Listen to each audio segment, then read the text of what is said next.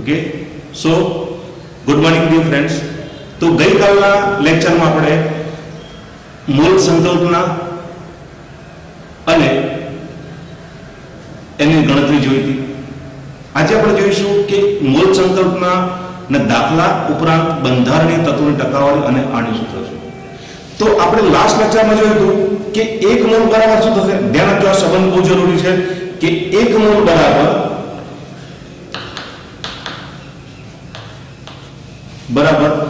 લખી શકીએ છીએ કે 6.022 ગુણ્યા 10⁻23 બરાબર કણો।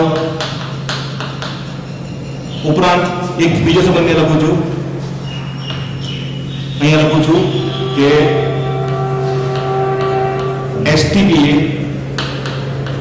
કદ 22.4 મીટર, અહીંયા લખું છું ગ્રામ આંડીય દળ બરાબર। ધ્યાન આપજો, 4 એકમ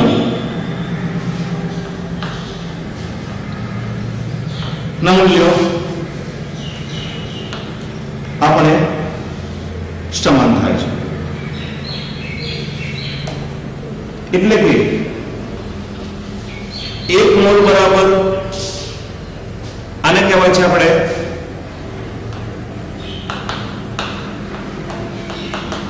એવોગાડ્રો આંક, જેની સંજ્ઞા છે n બરાબર છે। તો આ 4 નું મૂલ્ય એક સમાન થાય છે। યાદ રાખજો કે આટલું તમારા મગજમાં છે તો આપણે કોઈ પણ અણુ કે પરમાણુના મોલ, તેનું ગ્રામ આણ્વીય દળ, તેનું STP કદ અને તેમાં રહેલા કણોની સંખ્યા આપણે ગણી શકીએ છીએ। જેમ કે 1 મોલ બરાબર 6.022 ગુણ્યા 10⁻23 કણો થશે। એ જ પ્રમાણે 1 મોલનું STP કદ કેટલું થશે? 22.4 લિટર થશે। અથવા આપણે લખી શકીએ છીએ કે 22,400 ml। લીટર માટે પણ લખી શકીએ આપણે dm ક્યુબ, એટલે કે 1 લિટર બરાબર 1 dm ક્યુબ, અને ml માટે લખી શકીએ છીએ અથવા લખીએ આપણે cm ક્યુબ, 1 cm ક્યુબ બરાબર 1 ml થશે। તો એ જ પ્રમાણે 1 મોલ બરાબર 1 ગ્રામ આણ્વીય દળ। અહીંયા જો 6.022 કણો હોય તો એનું વજન કેટલું થશે? 1 ગ્રામ આણ્વીય દળ થશે। 6.022 ગુણ્યા 10⁻23 કણો બરાબર પણ શું થશે? એનું STP કેટલું થશે? 22.4 લિટર। આપણે એક એક્ઝામ્પલ જોઈએ। સપોઝ મારી પાસે લખ્યું છે કે 18 ગ્રામ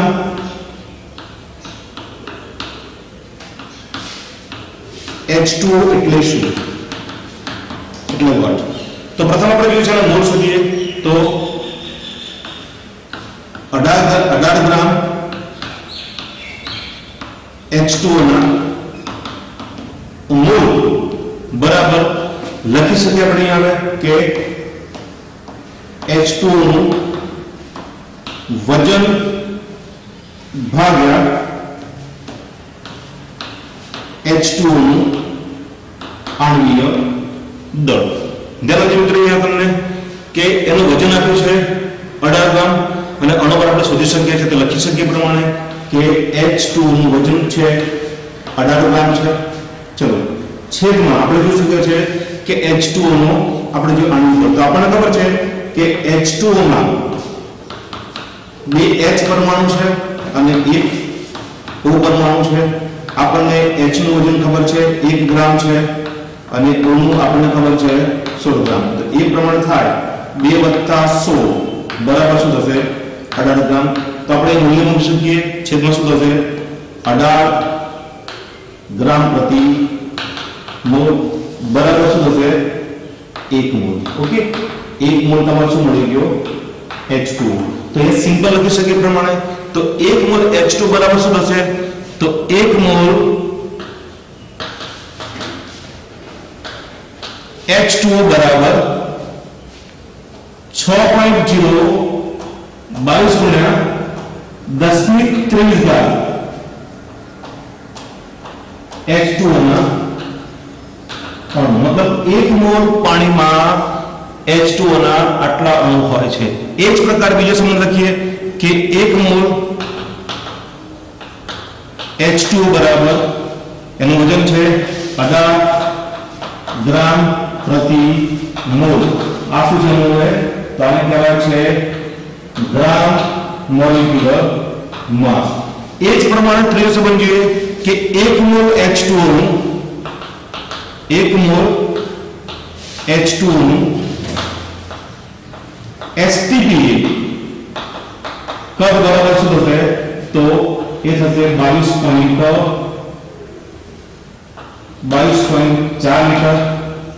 અથવા આપણે લખી શકીએ છીએ કે 22,400 ml. તમને પ્રશ્ન થાય કે STP એટલે શું? તો STP મતલબ હું લખી શકું છું હવે, જેને કહેવાય છે પ્રમાણભૂત તાપમાન અને દબાણ. તો અહીંયા તાપમાન શું હોવું જોઈએ? STPA મતલબ અહીંયા તાપમાન હશે 273 કેલ્વિન છે અને દબાણ તમને મળશે 1 વાતાવરણ અથવા 760 મિલી. તો આ પ્રમાણે ક્લિયર થઈ ગયું કે 1 મોલ બરાબર તેમાં રહેલા કણોની સંખ્યા કેટલી હોય છે? 6.022 × 1023 ઘાત. એ જ પ્રમાણે 1 મોલનો STP કદ કિલો મળે છે 22.4 લિટર. એ જ પ્રમાણે 1 મોલ બરાબર તમને મળે છે ગ્રામ આણ્વીય દળ મળે છે, જે આપણે એક્સટર્નલ એક્ઝામ્પલથી ક્લિયર કરેલું છે. તો આ જ પ્રમાણે આપણે કેટલાક દાખલા જોઈશું કે જેને આપણે અહીંયા ગણતરી કરીને ડિટેલમાં આપણે આનો અભ્યાસ કરીશું. ઓકે, તો અહીંયા પ્રમાણે જોયું છે કે નીચે આપેલા જે મોલ છે એમાં રહેલા પરમાણુની સંખ્યા ગણો. તો આપણને એક સંબંધ સીધો ખબર છે કે 1 મોલ બરાબર 6.022 × 1023 ઘાત શું થશે? અહીંયા આવે કણ થશે. અને આપણને ખબર છે કે કોઈ પણ અણુમાં કે પરમાણુમાં એની સંખ્યા ગણી હોય તો પરમાણુની સંખ્યા અથવા અણુની સંખ્યા બરાબર શું થશે? n ગુણ્યા Na.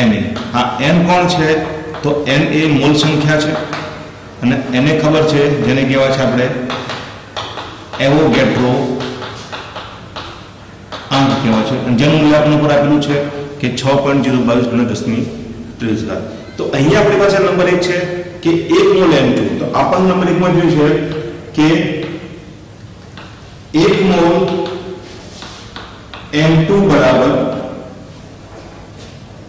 6.022 × 1023 ઘાત N2 ના અણુ બરાબર. તો અહીંયા આપણને ખબર છે કે નાઇટ્રોજનમાં કેટલા પરમાણુ છે? તો N2 માં નાઇટ્રોજનના શું છે? 2 પરમાણુ. મતલબ કેટલા છે એ તમને ડી આપેલા છે. સિમ્પલ થઈ શકે પ્રમાણે તો લખી શકીએ કે N2 માં n પરમાણુની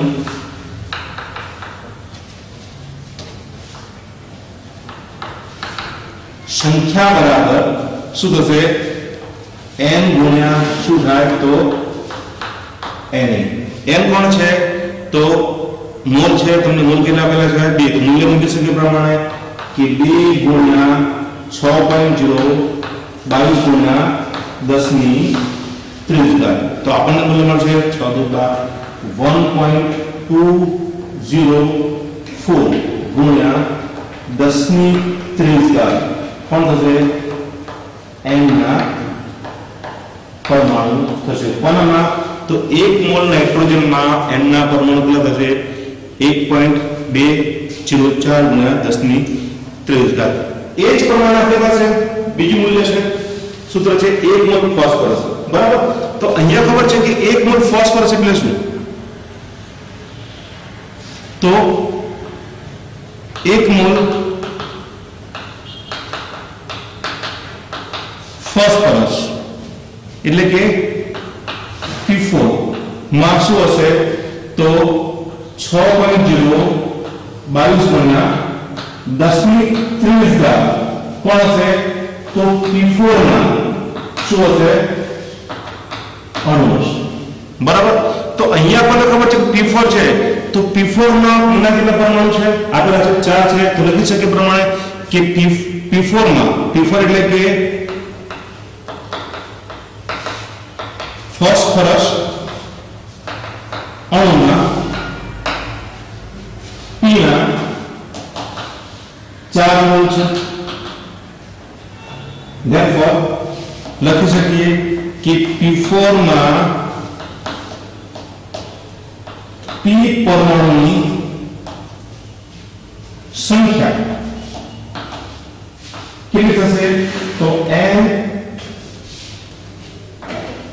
ગુણ્યા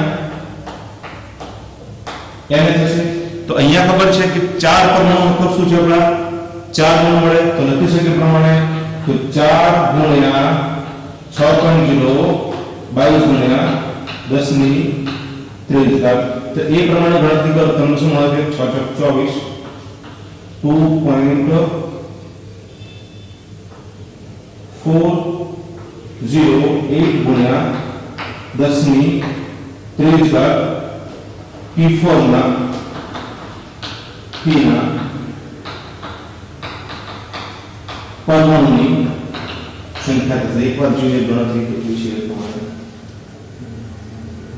ઓકે આ પ્રમાણે થાય છે હવે એ જ પ્રકારે આપણી પાસે ત્રીજું મૂલ્ય 36 ગ્રામ H2O છે ઓકે તો અહીંયા જવાબ જો કે ગ્રામ છે તો અહીંયા પ્રથમ આપણે શું કરવું પડે એનું રૂપાંતર મોલમાં કરવું પડે તો અહીંયા લખી શકીએ નંબર 3 માં ધ્યાન આપજો હવે કે H2O ના પ્રથમ મોલ કાઢીએ તો મોલ બરાબર શું થશે તો H2O નું વજન છેદમાં H2O નું આણ્વીય દળ ચલો તમને વજન આપેલું છે કેટલું છે 36 ગ્રામ એનો અણુભાર આપણે ગણી શકીએ તો અહીંયા H2O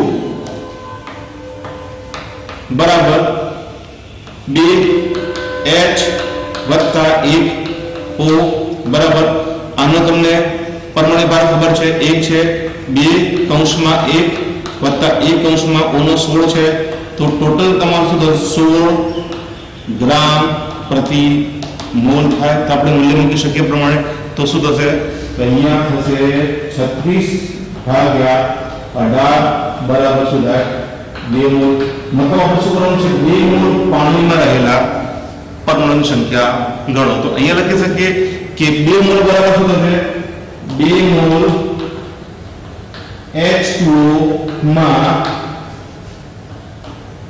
H2O માં અણુ બરાબર n ગુણ્યા શું થશે n થશે તો આપણને ખબર છે કે H2O ના અણુ કેટલા છે 2 છે તો આપણે મૂલ્ય મૂકી શકીએ હવે તો એ પ્રમાણે ગણતરી કરો તો 2 ગુણ્યા શું થશે 6.0 22 ગુણ્યા 10⁻23 થાય તો ચલો એ પ્રમાણે ગણતરી કરો તમારું મૂલ્ય આવશે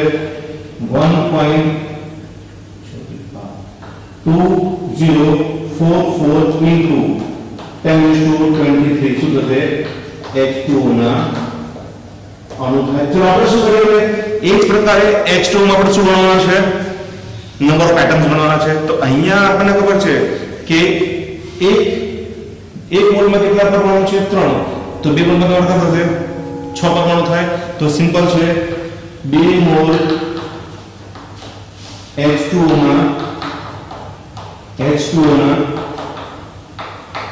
પરમાણુ બરાબર કુલ જો 1 મોલ હોય 1 મોલમાં કેટલા પરમાણુ છે 3 પરમાણુ છે તો 2 મોલમાં તમારે કેટલા થશે 6 પરમાણુ થાય તો લખી શકીએ 6 ગુણ્યા મોલ કેટલા છે એના 2 ગુણ્યા 6.0 22 ગુણ્યા 10⁻³ આનું મૂલ્ય 12 થાય તો 12 ગુણ્યા 6.0 22 ગુણ્યા 10⁻³ આપણે આગળ ગણતરી આપણે એ પ્રમાણે મૂલ્ય મેળવી શકીએ છીએ બરાબર तो हजी चौथो जे प्रमाणे તમે ચોથો પણ કરી શકીએ છીએ ક્લિયર તો આપણે ચોથો ગણી ગયા છે ધ્યાન આપજો તો એક પ્રકાર આપણે ચોથો જોઈએ કે 60 ગ્રામ યુરિયા છે તો 60 ગ્રામ યુરિયા તો આપણને પ્રથમ તો યુરિયાનું અણુસૂત્ર ખબર હોવી જોઈએ તો યુરિયા છે એનું અણુસૂત્ર છે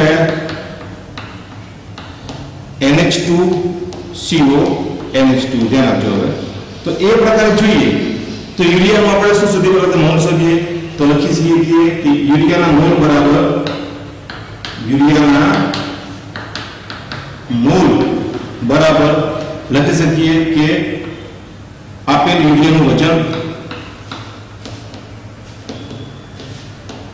छेद में लखी सकीए अपने यूरिया आणवीय दळ तो आपने आणवीय दळ शोधता आवडे छे तो अहींया તમારી પાસે કોણ કોણ છે नाइट्रोजन नो परमाणु पर તમારે છે 14 છે કાર્બન માટે લખી શકીએ આપણે 12 છે ઓક્સિજન નો કેટલો છે 16 છે અને હાઇડ્રોજન નો કેટલો છે અહીંયા આપણે 1 છે તો અહીંયા યુરિયામાં કેટલા પરમાણુ છે તો નાઇટ્રોજન ના 2 પરમાણુ છે તો 2n એટલે કે 14 2 28 થશે એ પ્રમાણે કાર્બન तो कार्बन प्लस एक कार्बन है एनु वजन તમારે શું થાય 12 ग्राम થાય चलो ऑक्सीजन કેટલા છે એક છે તો એક ઓક્સિજન છે એનું વજન છે 16 ગ્રામ થાય એ જ પ્રમાણે હાઇડ્રોજન કેટલા છે 2 ને 2 4 છે તો 4 હાઇડ્રોજન બરાબર 0 4 થાય બધાનું ઉપર એડિશન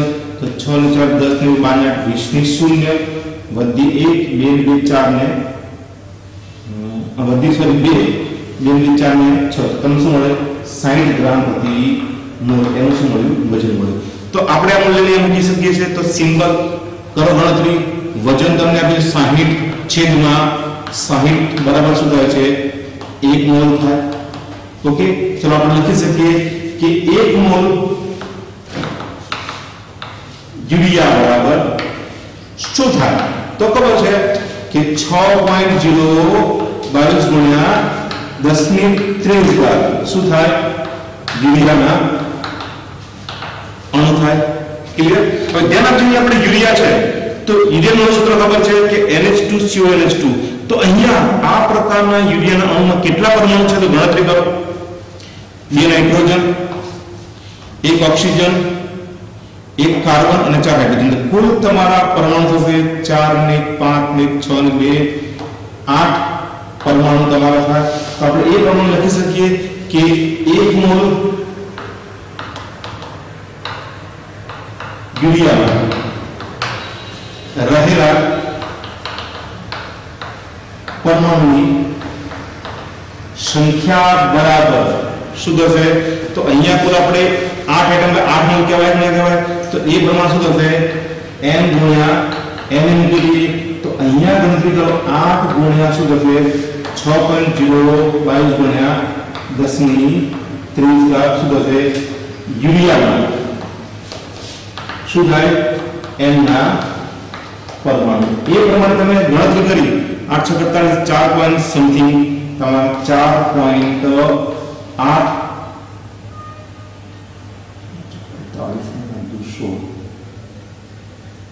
ઓકે એ પ્રમાણે તમે ગણતરી કરી એનું મૂલ્ય ગણી શકો છો ક્લિયર तो एज प्रमाणे કેટલાક બીજા ઉદાહરણ જોઈએ છે બરાબર તો નંબર 1 છે 2.3 કિલોગ્રામ 11 અને 23 માં n ના પરમાણુની સંખ્યા કેટલી થાય છે 32 ગ્રામ Br2 માં બ્રોમિન માં Br ના પરમાણુની સંખ્યા ગણવાની છે એજ પ્રમાણે 51 ગ્રામ એમોનિયા માં એમોનિયા અણુની સંખ્યા ગણીએ છેલ્લે છે ક્રોમિયમ સલ્ફેટ માં Cr SO4 માં SO4 આયનની સંખ્યા ગણીએ છે તો નંબર 1 આપણે લઈએ છીએ ધ્યાન આપજો અહીં આવે નંબર 1 तो नंबर 1 ની અંદર જોઈ છે કે 2.3 કિલોગ્રામ Na બરાબર શું થશે 2.3 ગુણ્યા 10 ની 3 ગ્રામ શું થશે Na થશે તો આપણે પ્રમાણે શું શોધીએ n નંબર શોધીએ અહીંયા તરફ જો અહીંયા ટેકનિક શું છે અહીંયા આપણે આ પ્રકારના દાખલામાં એક આઈડિયા ફોલો કરી છે કે ગ્રામનું રૂપાંતર શામાં કરીશું મોલમાં કરીશું અને મોલનું રૂપ દર્શાવવા કરશું આપણે એ પ્રમાણે એટમ્સમાં કરીશું, બરાબર। એટમ્સ એટલે કે એને આપણે એવોગાડ્રો વડે ગણી શકીએ છીએ। તો દરેકમાં આપણે એ પ્રમાણે ગ્રામના મોલ કરીએ અને મોલમાંથી આપણે શું કરીએ, એટમની સંખ્યા ગણીશું। ઓકે, તો આપણને ખબર છે કે 2.3 કિલોગ્રામ બરાબર શું થશે, 2.3 × 10³ ગ્રામ થઈ ગયું। ચલો આપણે જોઈએ કે Na ના મોલ બરાબર, Na ના મોલ બરાબર સિમ્પલ છે કે Na નું વજન છેદમાં Na નું શું થશે, તો પરમાણુય દળ થાય। તો જોઈ શકીએ પ્રમાણે તો આપણને આપી છે વજન 2.3 × 10³ ભાગ્યા શું થશે, એનું પરમાણુ દળ કેટલું છે, આપણને ખબર છે કે એનું પરમાણુ દળ થાય છે 23। તો મૂકી દઈએ આવે 23। તો એ પ્રમાણે જોઈએ કે 30 × 10² છેદમાં શું થશે, 23 થાય। અને ઉડાડી દઈએ, તમને શું મળે છે, 10² તમને શું મળે છે, અહીંયા આવે મોલ મળે છે। તો આપણે ગણતરી કરીએ પ્રમાણે આવે તો 2.3 કિલોગ્રામ Na માં N ના પરમાણુ ગણીએ તો 3 કિલોગ્રામ Na માં Na ના પરમાણુ। તો આપણું સૂત્ર ખબર છે કે n ગુણ્યા શું થશે, Na થાય। તો આપણે કેટલા મળે, 10² મળ્યા, તો 10² ગુણ્યા 6.0 ગુણ્યા 10³ થાય। તો આપણને એ પ્રમાણે જો આપણું શું મળશે, તો 6.0 ગુણ્યા 10 શું મળે, તમને 25 મોલ મળે છે। ક્લિયર? ઓકે, એ જ પ્રમાણે આપણે જોઈએ નંબર 2 ની ગણતરી કરીએ। ધ્યાન આપજો, આ પ્રેક્ટિસ છે એટલે એક વાર ફરીથી આ દરેક પ્રેક્ટિસ કરજો। આપણે શું શોધી શકીએ છીએ, એક મોલમાં કેટલા પરમાણુ છે, એક મોલનું વજન કેટલું મળે અને એક મોલનું sp કદ કેટલું મળે। આપણે દરેકની ગણતરી આપણે આ પ્રકારના ટોપિકમાં કરી શકીએ છીએ। આ ટોપિક ધ્યાન આપજો કે નીટ અને જીમાં આના સારામાં સારા શું છે, MCQ પૂછવાનો ચાન્સ હોઈ શકે છે। તો નંબર 2 આપણે જોઈ શકીએ Br2 માં Br ના પરમાણુ। તો એ પ્રમાણે જોઈએ કે Br2 ના મોલ બરાબર શું થશે, Br2 નું વજન એટલે બ્રોમિન નું વજન છેદમાં શું છે, બ્રોમિન નું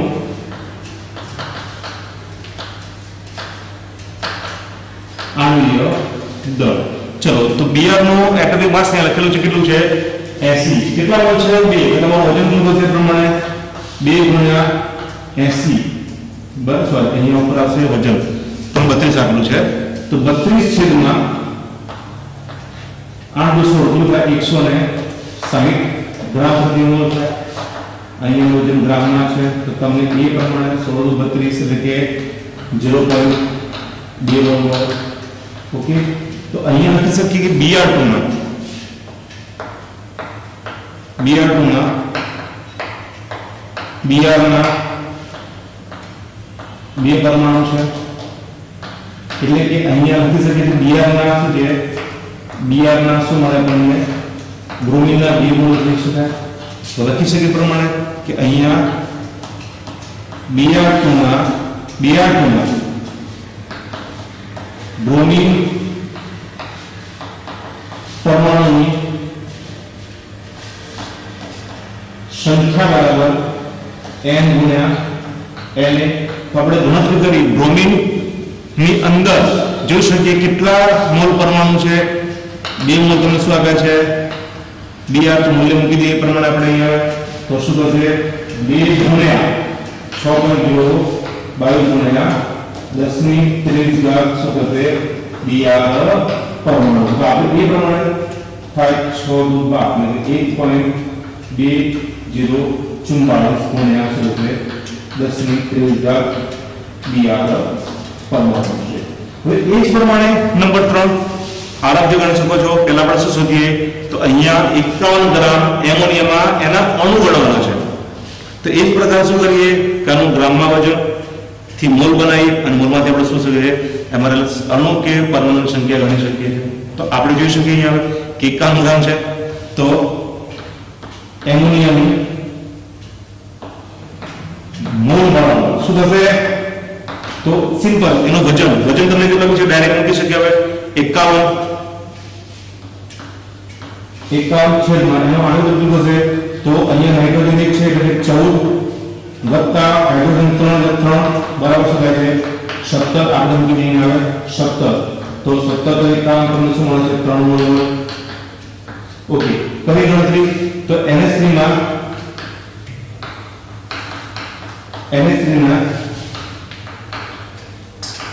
अणु बराबर गणी શકીએ કે n ગુણ્યા શું થશે n તો લખી શકીએ 3 મોલ છે તો 3 ગુણ્યા હા n એટલે કેટલું 6.022 ગુણ્યા 10 ની 6 ગયેલા અને 6 નું 12 3 2 6 શું થશે 1.80 into 10⁻23 એમોનિયા અણુ છે તો એ જ પ્રમાણે આપણી પાસે દાખલા નંબર 4 ધ્યાન આપજો આટલું દરેકને clear how to find out આપણે કોઈ પણ અણુ કે પરમાણુનું વજન હોય કે અણુભાર વજન હોય તેના પરથી આપણે શામાં કન્વર્ટ કરીશું મોલમાં કરીશું અને મોલમાંથી તેમાં રહેલા કણોની સંખ્યા કણો એટલે કે પરમાણુ અથવા અણુની સંખ્યામાં રૂપાંતર કરી શકીએ છીએ હજી પણ આપણી પાસે છેલ્લું એક્ઝામ્પલ છે જોઈ લઈએ કે CrSO3